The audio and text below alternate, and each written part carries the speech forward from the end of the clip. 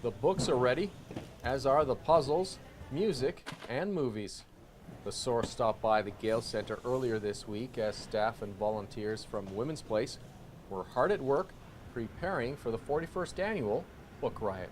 We're so pleased with our new home this year and so thankful for the City Council for approving waiving the fee for Women's Place, which was over a $6,000 savings.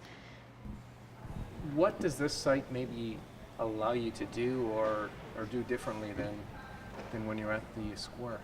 We can definitely accommodate accessibility a lot better. We have more space to work with for the floor plan, which means the tables can be spaced out so that wheelchairs or walkers or strollers even can be easily navigated through the floor plan. Marilyn Hale is a member of the dedicated team of volunteers that are going through over 2,000 boxes of books and preparing the Gale Centre for the sale. I do it for a few reasons, but the main reason is I had a happy marriage and I had a good life, and I think I'm helping in some way people who aren't so lucky as I am. What's your reaction to the move to the Gale Centre? Oh, I think it's wonderful here. It's wonderful. There's so much parking, there's so much room here between tables, and it's a huge space. The Book Riot has grown over the years to become one of the largest secondhand book sales in North America. More importantly, the sale provides needed funds to help the agency deal with the ongoing problem of violence against women. It's actually a very humbling event, and I feel like it's a spiral of kindness.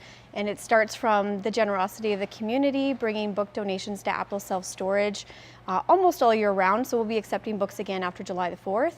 And then to the generosity of the volunteers. I mean, there's over 200 volunteers donating their time for this event, but it's not just during the sale, it's also all year round. We have a core group of amazing volunteers who meet every Tuesday at Apple Self-Storage and pre-sort the books in advance. And then we have the Niagara Falls professional firefighters who help ship the books over here. And then there was around 40 volunteers here accepting the books and already setting them out. So, and then it stems to the generosity of the community coming to support this event, whether they're book lovers, wanting to support Women's Place, or just looking for a great deal.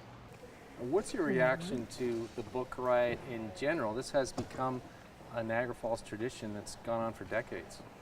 I think it's great, and as a matter of fact, we were in Pennsylvania one time in a lounge having a drink before we went to bed. We got talking to people, and as soon as we said we were from Niagara Falls, they said, "The Book Riot, we go to that all the time."